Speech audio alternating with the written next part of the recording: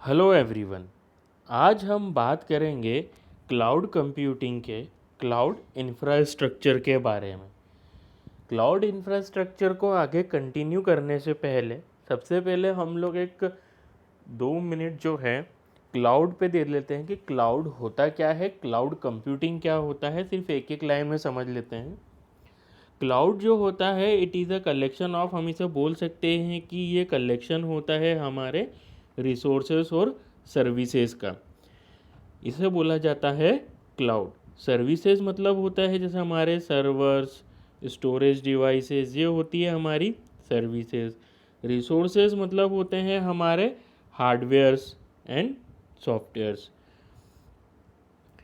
और सर्विसेज में हम लोग ये भी बोल सकते हैं कि जो सर्विसेज होती है, जो एप्लीकेशंस होती है, जो हमें इंटरनेट पे रन करना है, वो चीज़ें भी हमारी क्या कहलाती है, सर्विसेज। क्लाउड कंप्यूटिंग क्या होता है? अब एक ऐसी कंप्यूटिंग जो कि क्लाउड पे की जाए उसे हम बोलते हैं क्लाउड कंप्यूटिंग। मतलब ये कि हम लोग हर चीज़ वर्चुअलाइज तरीके से यूज़ कर सकते हो। जितनी भी चीज़ें यूज़ करेंगे हमें उसका पैसा पे करना पड़ेगा। उस चीज़ को हम लोग बोलते हैं क्लाउड कंप्यूटिंग। मतलब ये कि हमें कोई भी चीज़ खरीदने की ज़रूरत नहीं होती है। सारी चीज़ें हमें क्लाउड पे रिसोर्सेस और सर्विसेज के फॉर्म में सारी चीज़ें मिल जाती है। वहीं पे हम लोग उन चीज़ों का यूज़ करते हैं, अपनी एप्लीकेशंस को डिप्लॉय करते हैं, अपने प्रोग्राम्स रन करते हैं, अपनी चीज़ें डेवलप करते हैं, वेबसाइट्स डेवलप कर सकते हैं, होस्टिंग कर सकते हैं। ये सब सर्विसेज हम लोग यूज़ करते हैं क्लाउड की। और एक क्लाउड ये सब चीज़ें हमें वर्चुअलाइज तरीके से प्रोवाइड कराता है। हमें इन सब चीज़ों को ख़रीदने की ज़रूरत नहीं होती है। हमें होम के अंदर इन चीज़ों को डेवलप करने की ज़रूरत नहीं होती है। ये सारी चीज़ें हमें क्लाउड पे अवेलेबल हो जाती है। बट ये है कि ये जो भी सर्विसेज और रिसोर्सेज हम लोग क्लाउड के यूज़ करते हैं उसका हमें पे करना होता है, जिस चीज़ को हम लोग बोलते हैं क्लाउड कंप्यूटिंग। अब ये जो क्लाउड कंप्यूटिंग है, इस क्लाउड कंप्यूटिंग का एक इन्वायरमेंट है जो कि बेसिकली 3 चीज़ों से मिलके बना है। वो है इंफ्रास्ट्रक्चर्स, प्लेटफॉर्म्स, एप्लीकेशन और सॉफ्टवेयर। इन तीनों चीज़ों से मिलके जो इन्वायरमेंट बना है उस चीज़ को बोलते हैं हम लोग क्लाउड इंफ्रास्ट्रक्चर। अब ये जो क्लाउड इंफ्रास्ट्रक्चर होता है इसके अंदर 3 सर्विसेज होती हैं, जैसा कि हम लोगों ने अभी देखा। That is the infrastructure as a service, platform as a service और सॉफ्टवेयर एज अ सर्विस। जैसा कि आप लोग देख सकते हैं स्क्रीन पे, ये है हमारे क्लाउड इंफ्रास्ट्रक्चर जिसे हम लोग सर्विस डिलीवरी मॉडल भी बोलते हैं। इस डायग्राम के अंदर आप लोग देख रहे होंगे हमारी तीनों सर्विसेज जो कि हमने हायरार्चिकल फॉर्म के अंदर अरेंज करी हुई है। इसमें से जो हमारी सबसे बेस लेयर है वो बेस लेयर है IaaS, means infrastructure as a service. Middle layer जो है उसको बोलते हैं हम लोग PaaS, means platform as a service. और जो सबसे टॉप लेयर होती है उसे बोला जाता है SaaS, मतलब सॉफ्टवेयर एज अ सर्विस। अब हम लोग स्टार्ट करते हैं हमारी बेस लेयर से जो कि है हमारी इंफ्रास्ट्रक्चर एज अ सर्विस। इस लेयर का सबसे बेसिक काम ये होता है कि जितना भी कंप्यूटेशनल इंफ्रास्ट्रक्चर होता है वो हमें IaaS प्रोवाइड कराता है। कंप्यूटेशनल इंफ्रास्ट्रक्चर मतलब operating system, applications, storage, network connectivity, computer power, processing, और उसके साथ साथ हमें और कुछ भी अगर फंडामेंटल कंप्यूटिंग रिसोर्सेज की ज़रूरत होती है तो वो हमें infrastructure as a service provide कराता है। इसी के लिए हम लोग इसे बोलते हैं that it accommodates a complete IT infrastructure. और साथ ही साथ में ये हमें बेसिक कंप्यूटिंग इंफ्रास्ट्रक्चर भी प्रोवाइड कराता है। किसको? एंड यूज़र को। ये बेसिक कंप्यूटिंग इंफ्रास्ट्रक्चर प्रोवाइड कराता है एंड यूज़र को, बट कंडीशन ये रहती है कि वो जितनी भी सर्विसेज देती है वो सर्विसेज ऑन डिमांड सर्विस रहती है। मीन्स वो सर्विसेज रहती है जो कि एंड यूज़र चाहता है उसकी एप्लीकेशन को एग्जीक्यूट करने के लिए। वो सारी services cloud infrastructure as a service उसे प्रोवाइड कराता है। इंफ्रास्ट्रक्चर एज अ सर्विस का मेन मोटिव ये है कि हम लोगों को कोई भी चीज़ परचेज करने की ज़रूरत नहीं है, हाउसिंग करने की ज़रूरत नहीं है, उसे मैनेज करने की ज़रूरत नहीं है। सारी चीज़ें हमें आईएएस प्रोवाइड कराता है, बट कंडीशन ये है कि हमें उस चीज़ का पे करना पड़ता है। ऑन डिमांड सर्विसेज जितनी भी होती है वो सब हमें आईएएस प्रोवाइड कराएगा, बट हमें उस चीज़ों का पे करना पड़ेगा। एक चीज़ और क्लियर करूँ मैं आपको कि जो इंफ्रास्ट्रक्चर एज अ सर्विस होता है वो सिर्फ कंप्यूटेशनल इंफ्रास्ट्रक्चर ही प्रोवाइड कराता है ना।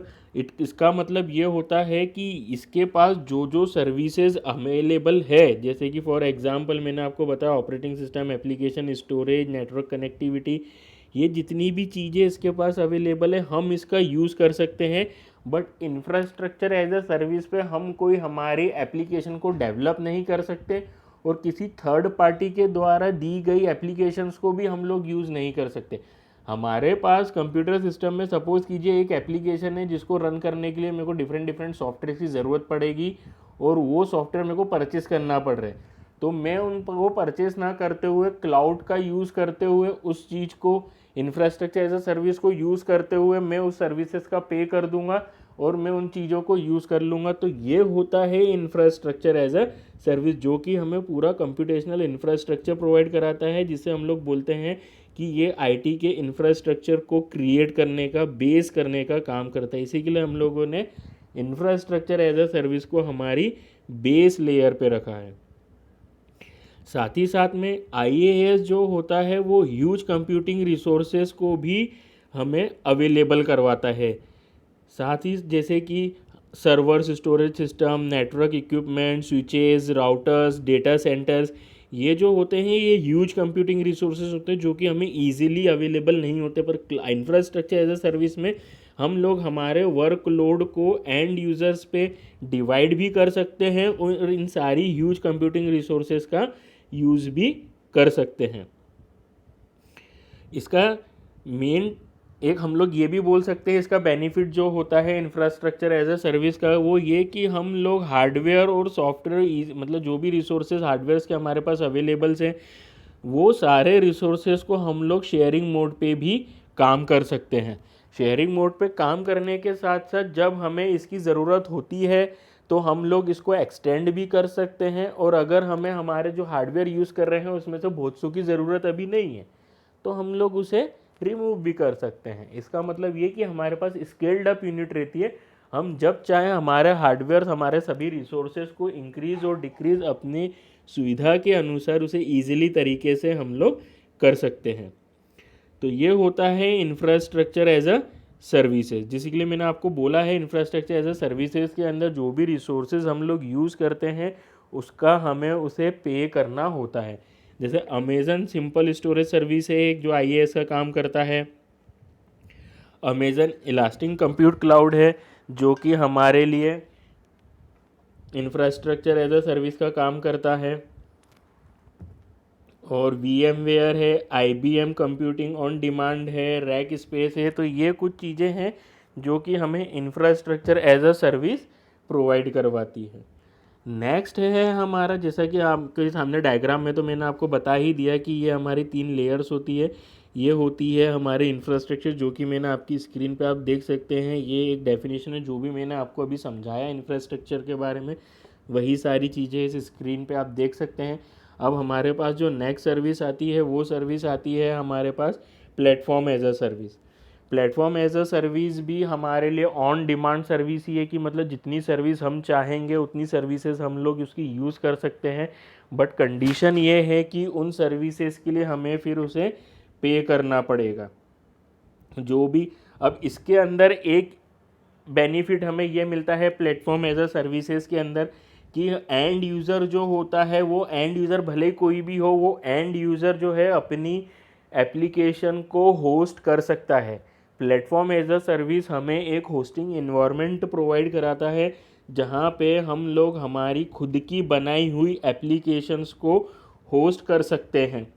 भले ही फिर उसके लिए हमें कितनी भी टूल्स की ज़रूरत पड़े, कोई भी सर्विसेज की ज़रूरत पड़े, वो सारी चीज़ें हमें मिल जाती हैं प्लेटफॉर्म एज अ सर्विस पे।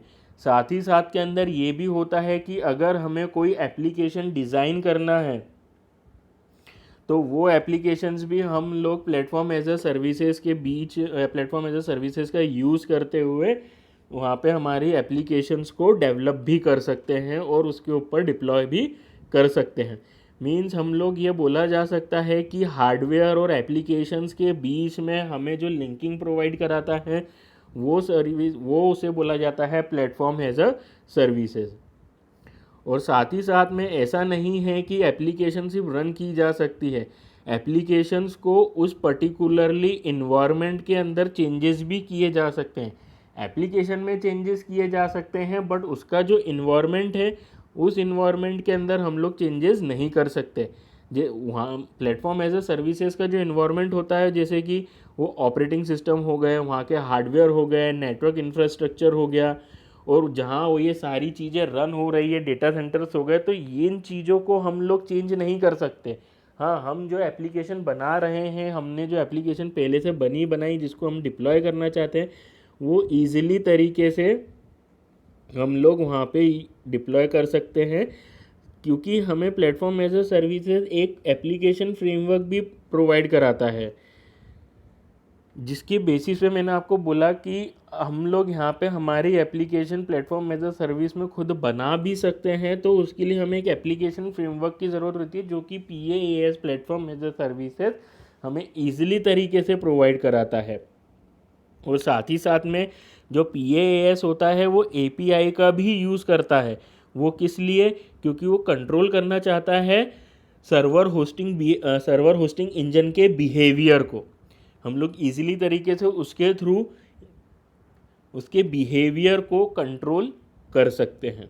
तो ये होता है हमारा प्लेटफॉर्म एज अ सर्विस, जिसके कुछ एग्जांपल है जैसे कि Google app engine, Yahoo open strategy, Microsoft Azure है। माइक्रोसॉफ्ट अजूर है, शायद बहुत से लोगों ने इसे यूज़ भी करा होगा, क्योंकि माइक्रोसॉफ्ट अजूर है अधिकतर स्टूडेंट्स के लिए ये फैसिलिटी देता है कि आप 6 महीने 1 साल तक फ्री ऑफ कॉस्ट हमारी प्लेटफॉर्म एज अ सर्विसेज को यूज़ कर सकते हैं। अब नेक्स्ट जो है हमारे पास थर्ड लेयर, वो होती है हमारे सबसे टॉप लेयर, जिसे हमें थर्ड लेयर हम लोग बोल रहे हैं, वो है सॉफ्टवेयर एज अ सर्विसेज। अब सॉफ्टवेयर एज अ सर्विसेज में हम लोगों ने अभी इंफ्रास्ट्रक्चर एज अ सर्विस में हमने देखा कि हमारे पास कंप्यूटिंग इंफ्रास्ट्रक्चर रहता है। प्लेटफॉर्म एज अ सर्विसेज में हम लोगों ने देखा कि हमारे पास होस्टिंग इन्वायरमेंट भी रहता है। अब सॉफ्टवेयर एज अ सर्विस जो होता है, सॉफ्टवेयर एज अ सर्विस के अंदर हम लोग हमारी एप्लीकेशंस को बना भी सकते हैं, हमारी एप्लीकेशंस को होस्ट भी कर सकते हैं। साथ ही साथ सॉफ्टवेयर एज अ सर्विसेज के अंदर अगर किसी थर्ड पार्टी की कोई एप्लीकेशन है या कोई थर्ड पार्टी सॉफ्टवेयर प्रोवाइड करा रहा है, तो हम लोग उस थर्ड पार्टी से सॉफ्टवेयर लेके उसे यूज़ भी कर सकते हैं, उसे परचेज़ भी कर सकते हैं। ना परचेज़ करते हुए हम लोग उसका यूज़ कर सकते हैं, ताकि हम लोग जितना यूज़ करेंगे उतना हमें उसका पे करना पड़ेगा, जिसे बोला जाता है ऑन डिमांड सर्विसेज। तो ये है सॉफ्टवेयर एज अ सर्विसेज, जिसके अंदर हम लोग हमारी खुद की एप्लीकेशन बनाने के साथ होस्ट भी कर सकते हैं।